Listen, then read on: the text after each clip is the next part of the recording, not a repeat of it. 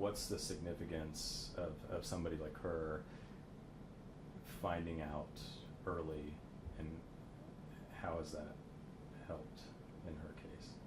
Yeah, it's been, can't believe it's been more than 20 plus years since Monica had her diagnosis of breast cancer, and she was in her 40s. And there are several misconceptions about breast cancer, that you need to wait till a woman feels something to get a mammogram. Unfortunately, by that time, typically cancers are larger and the survival rates go down. And with women in their 40s, we have seen an increase in cancers in women in their 40s. In the 1970s, about 1 out of every 11 women got breast cancer. In this year, it's about 1 out of every 8 women will get breast cancer. And then when we look at women, specifically women in their 40s, 1 out of 6 women will get breast cancer. And it's much higher for women that are in their, if they're minority, if they're black, if they're Hispanic, they even have a higher rate to develop breast cancer. So the key is not to wait. And because if we do detect cancer early, we are talking about a 99% survival rate. It is one of the greatest success stories in medicine. I want to ask you about the importance of regular screenings. You know, if a woman has a screening, let's say, you know, this month, and they skip a year, but then, you know, 2 years from now they go back to having another screening. Talk to me about why it's important to do that every year versus just kind of sporadically. It certainly is confusing. There's many organizations that have varying guidelines. Some organizations recommend once-a-year mammograms for the average risk woman beginning at the age of 40. The American College of Radiology, Society of Breast Imaging, National Comprehensive Cancer Care Network has that recommendation. Other organizations recommend every other year beginning at the age of 40. And some organizations recommend starting at age 45 with varying degrees of interval. So it absolutely is confusing.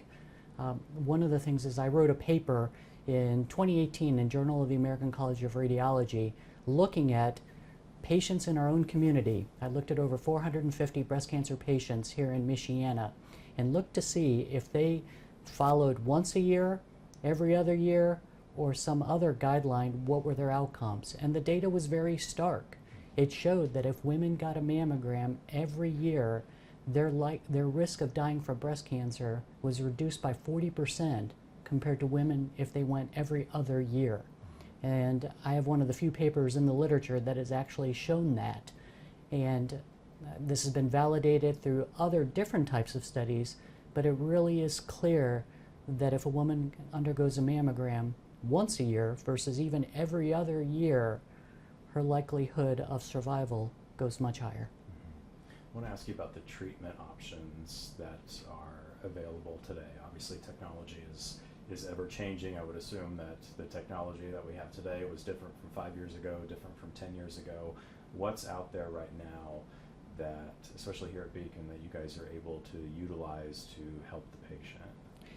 Yeah, when we look at over the last half century of imaging of breast cancer, just the diagnosis and detection, it has been quite a journey. We started out with traditional film, and that subsequently gravitated towards digital mammography. At Beacon Health, we offered that to all women just after the turn of the century, when less than 10% of all facilities across the country had one machine. We had it for every single patient. Fast forward to newer technologies. In 2015, so-called 3D mammography, or being able to get more fine detailed look in the breast tissue, we were able to offer that to all of the women at Beacon Health System at a time when less than 10% of facilities had that technology. So the health system has been great. And so what have been the outcomes of that? The outcomes have been we've been able to diagnose cancers at an earlier stage. And also important is we've been able to reduce the false positive rates. So that is one of the concerns that many women have, is I might be called back for additional pictures. It invokes a degree of anxiety. It can cause lost time from work, lost time from family for something that may not end up being cancer. So, but with these newer technologies, we've been able to actually reduce that rate. You just mentioned false positives as a concern. Actually, my next question was going to be, what are some of the most common concerns and misconceptions that patients might have when it comes to mammograms in general and just the screening process.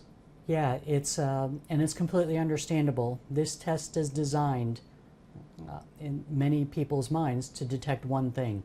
It's meant to detect cancer, and that is a very scary proposition.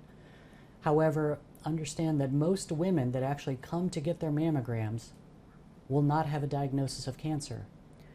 If 1,000 women undergo mammography, only 2 to 8 of those patients will have breast cancer. And so the vast majority of women will not get breast cancer. What is the value of a negative test? And this is something that people, I think, may not understand, that if a woman gets a mammogram, and let's say that mammogram does not show signs of cancer, the likelihood that that woman is going to develop breast cancer within the next 11 months, the time where she would get her next mammogram, is less than 0.5%. It is a very powerful test with such a great benefit. There are some concerns about false positives. A woman would have to undergo a mammogram for 10 consecutive years on the chance that she might need additional imaging in only one of those 10 years. So 9 out of 10 years a woman gets 10 mammograms. She will not need to have additional imaging.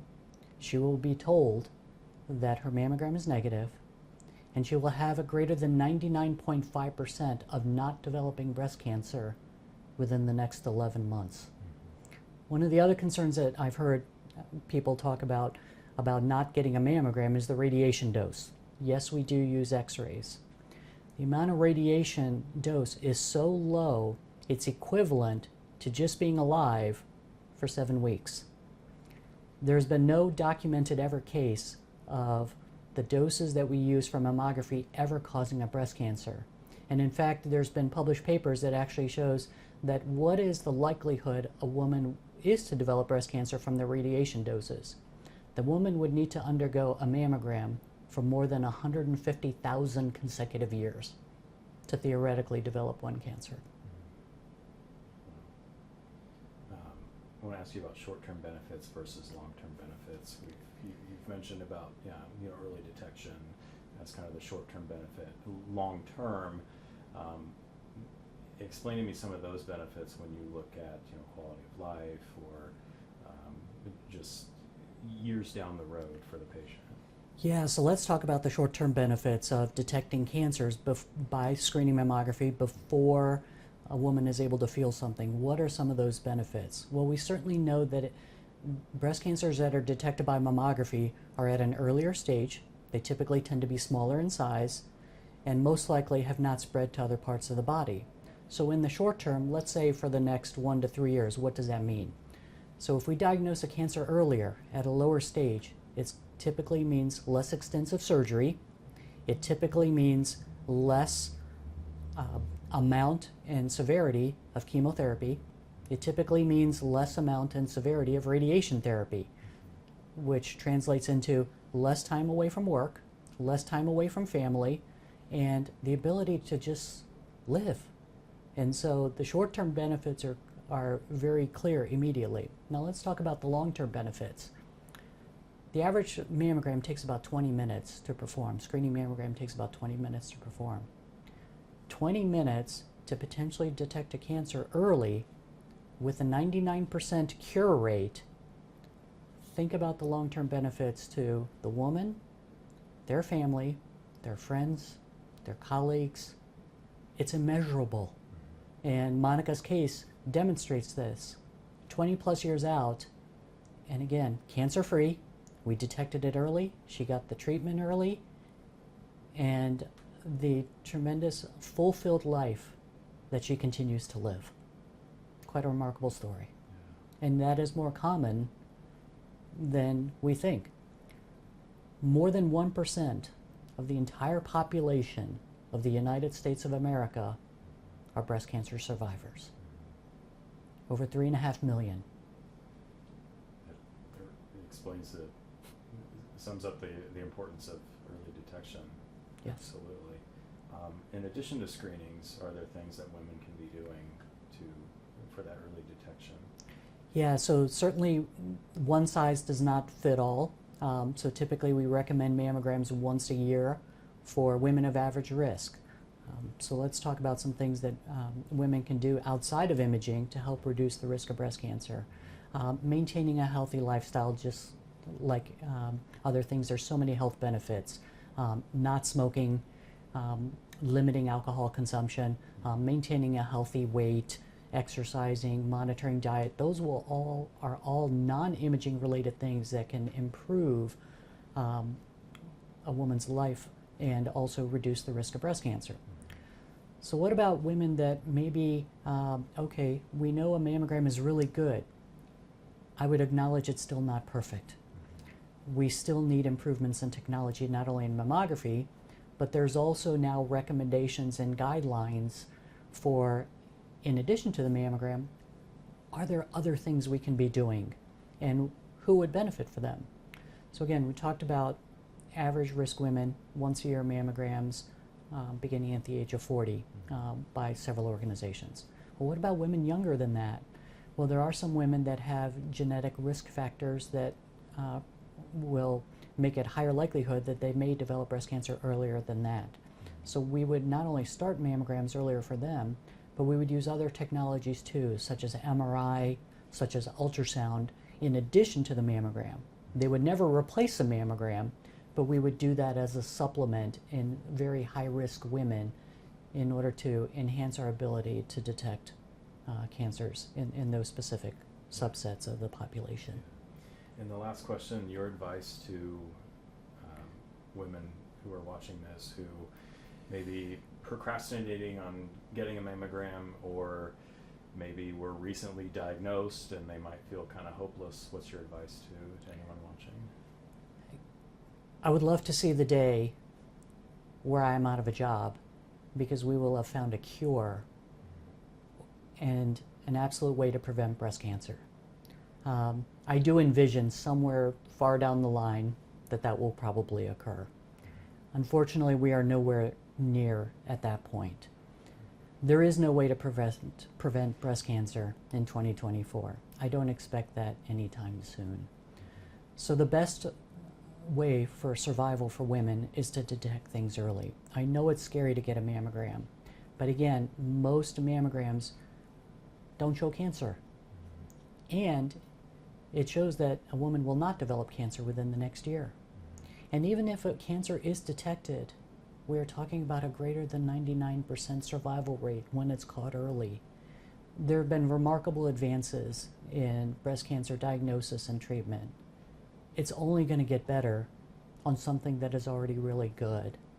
And I would say to women is not only to do it for yourself, but for 20 minutes. What is the value of 20 minutes?